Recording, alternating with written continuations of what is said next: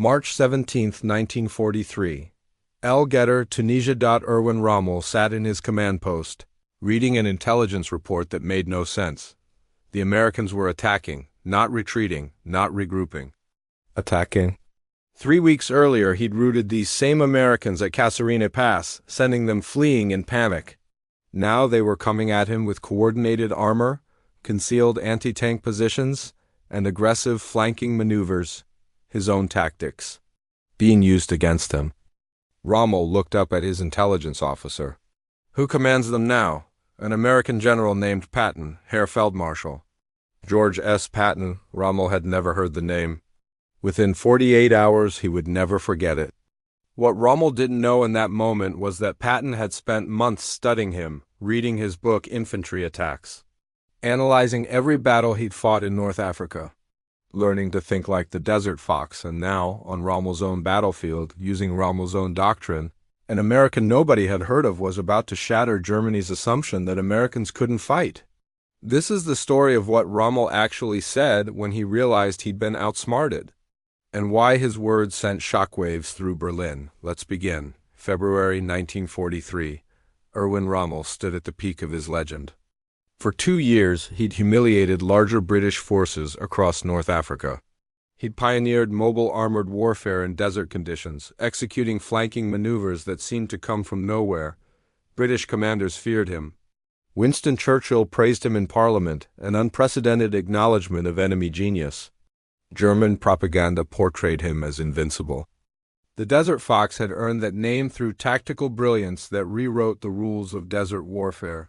He understood that in North Africa's vast open terrain, speed mattered more than numbers. Deception mattered more than firepower. His Afrika Korps could cross hundreds of miles overnight, attack from unexpected angles, and vanish before enemies could respond. Rommel had perfected the art of the ambush. He'd lure British tanks forward with feints, then obliterate them with concealed anti-tank guns. His operational tempo, the speed at which he made decisions and executed maneuvers, exceeded anything the Allies had demonstrated. He didn't just win battles. He made his opponents look incompetent. Then the Americans arrived. Operation Torch brought American forces to North Africa in November 1942. Rommel dismissed them immediately. German intelligence reported they were poorly trained, led by inexperienced officers unfamiliar with desert combat. At Kasserine Pass in February 1943, Rommel proved it. His forces tore through the American II Corps like a knife through paper. American troops retreated in chaos. Equipment abandoned. Coordination collapsed. It was a humiliation that confirmed everything Rommel believed about American military capability. At Kasserine Pass in February 1943, Rommel proved German intelligence correct. His forces tore through the American II Corps like a chainsaw through balsa wood. American troops retreated in complete chaos, equipment abandoned on roadsides. Coordination collapsed into panic. Officers lost control of their units. It was a humiliation that confirmed everything Rommel believed about American military capability, everything German propaganda had been saying for years.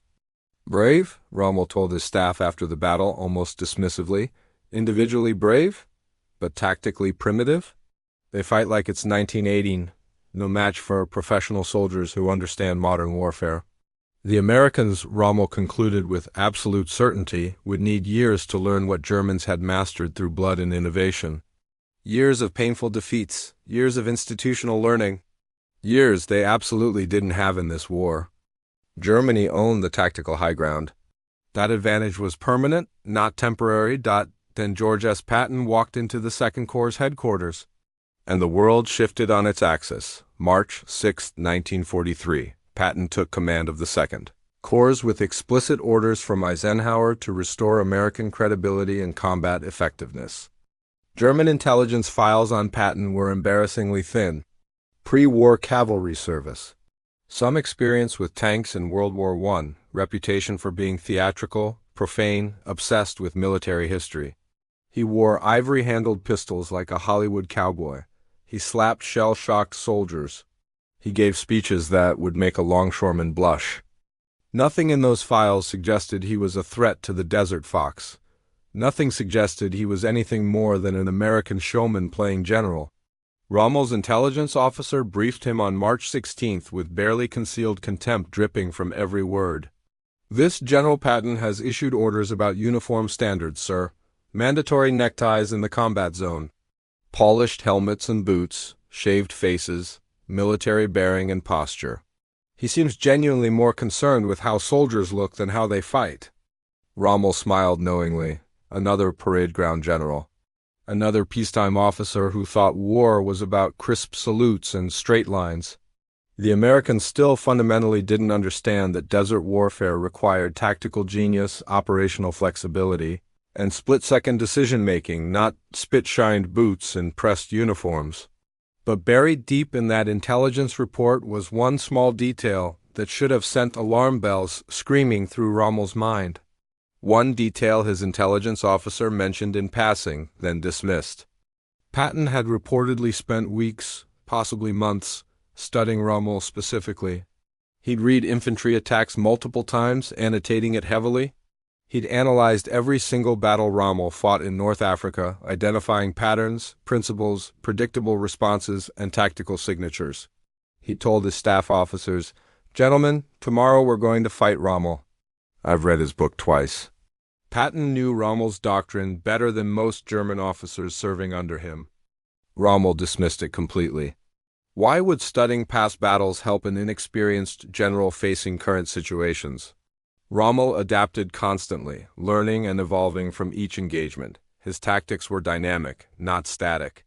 No historical analysis could predict his next move because he himself didn't know what he'd do until he saw the battlefield. What Rommel didn't know, couldn't know, was that Patton wasn't studying the past to learn what Rommel had done. He was studying the past to learn how Rommel thought, to internalize his decision-making process, to anticipate his responses, to predict his moves before Rommel made them. Patton wasn't trying to copy Rommel's tactics. He was trying to become Rommel's mirror image, his tactical twin, his equal.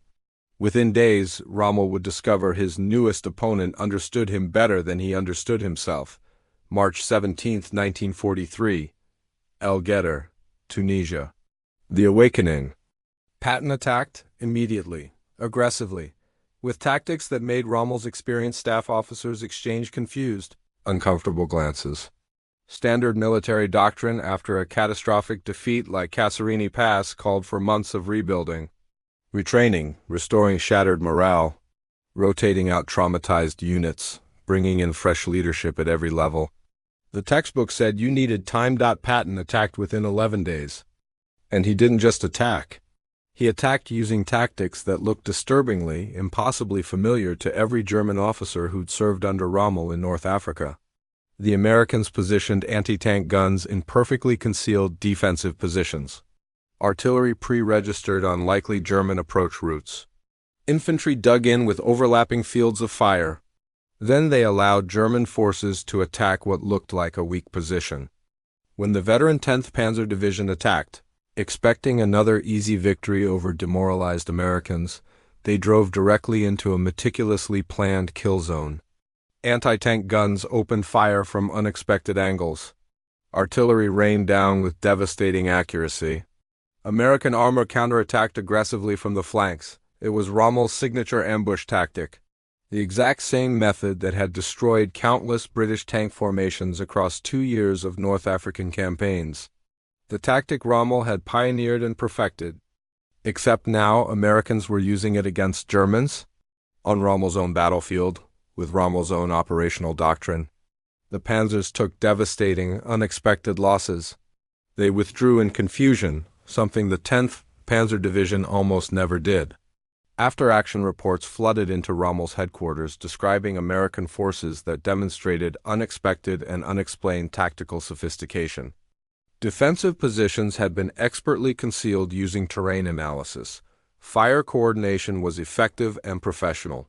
Counterattacks were aggressive and well-timed. This wasn't lucky improvisation. This was doctrine. This wasn't the description of the incompetent, panicking enemy Rommel had crushed into the dirt at Kasserine just 3 weeks earlier. This was a different army, or at least a radically different command. Rommel sat in his command post reading these reports with growing disbelief. Something fundamental had changed in the American army, but what? And how? And how could it have happened in less than 2 weeks? He demanded more intelligence. More information? More analysis? What came back troubled him more deeply than any battlefield defeat. American forces weren't just defending competently. They were pursuing German withdrawals aggressively. They were maintaining constant pressure, never allowing German forces to regroup or consolidate. They were operating at high operational tempo, the kind of speed that had been Germany's exclusive advantage. This was mobile warfare, the style Rommel himself had pioneered, the operational philosophy he'd written about in infantry attacks, the doctrine he'd perfected across dozens of North African engagements. Somehow, this American general had transformed a defeated, demoralized, tactically incompetent corps into an aggressive, professionally competent, operationally sophisticated force in exactly 2 weeks. It shouldn't have been possible. It violated everything Rommel knew about military organizations and institutional learning. Rommel's diary entry from March 23, 1943 reveals his troubled state of mind. The entry was declassified decades after the war. The Americans have a new general. This Patton is different from their other commanders. He shows initiative, aggression, and genuine understanding of mobile operations. His forces at El Getter fought with skill I did not expect from troops who were so recently defeated. We may have seriously underestimated American potential and adaptability. For Rommel, this admission was absolutely seismic. He'd built his entire legendary reputation on consistent tactical superiority over British forces. The foundational idea that Americans, newcomers to modern warfare, could match German tactical excellence in days rather than years challenged fundamental assumptions about military capability and learning curves. If Americans could learn this quickly, if they could study and adapt and implement German doctrine this effectively, then Germany's experience advantage wasn't permanent. It was temporary. And the clock was ticking? What Rommel didn't yet fully realize was that Patton wasn't just mechanically copying individual tactics. He was internalizing Rommel's entire operational philosophy, understanding that Rommel's success came from aggressive decision-making, willingness to accept calculated risk, and maintaining initiative through relentless offensive action. Patton had studied Rommel so intensively that he'd become Rommel's student and his most dangerous threat simultaneously. March 28, 1943. Rommel's official report to Field Marshal Kasserine. American II Corps under General Patton has demonstrated marked improvement in both tactical execution and operational aggressiveness. Their use of terrain, coordination between armor and artillery, and speed of maneuver suggests professional military thinking we did not previously observe in American forces. Patton appears to be a commander of significant and possibly exceptional capability. This was extraordinary, unprecedented language from Rommel. He rarely praised enemy commanders, even grudgingly. Even Montgomery, who would eventually defeat him at El Alamein, received only terse acknowledgement. For Rommel to describe an American general as demonstrating professional military thinking and significant capability revealed exactly how much Patton's performance had impressed, worried, and unsettled him. Rommel's private diary entries from this period show a commander grappling with deeply unwelcome reality. The entries read like a man watching his assumptions crumble. March 30th. Patton moves his forces with speed genuinely comparable to our own operations. This is completely unexpected. American logistics and staff work have improved dramatically, almost impossibly. Either they learned very quickly from Kasserine Pass, or this general brought capabilities their previous commander entirely lacked. April 2nd. Intelligence reports Patton personally conducts reconnaissance in forward areas as I do.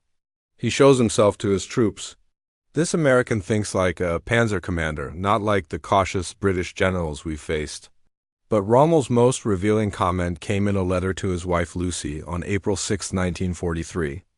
The Americans have a new general named Patton. I believe he must have studied our methods intensively. His forces employ tactics similar to ours: aggressive maneuver, rapid concentration of force, continuous pressure. It's as if he learned from our victories and is now applying those lessons against us. The irony is not lost on me. We may have been too successful. We taught the world how to fight mobile warfare, and now they're using our lessons against us. This observation was profound. Rommel recognized that Germany's tactical innovations had been studied and absorbed. Patton represented the maturing of Allied capability.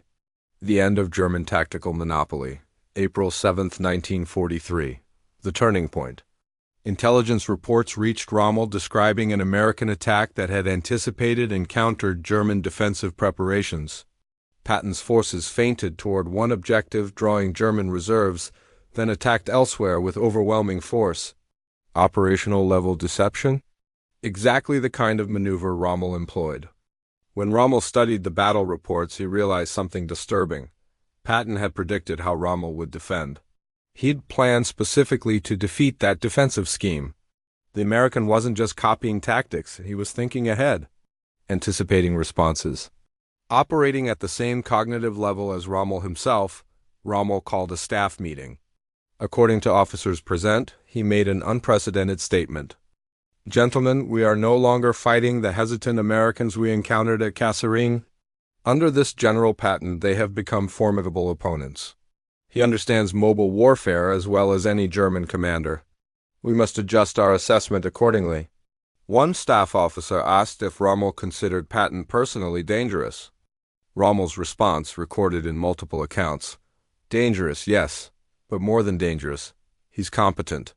An aggressive fool makes mistakes we can exploit. A competent, aggressive commander forces us to fight at our best. And even then, victory is uncertain." This was the Desert Fox's verdict. Patton had arrived as a serious opponent. Rommel was pulled from North Africa in early March for health reasons. He never directly faced Patton in major operations.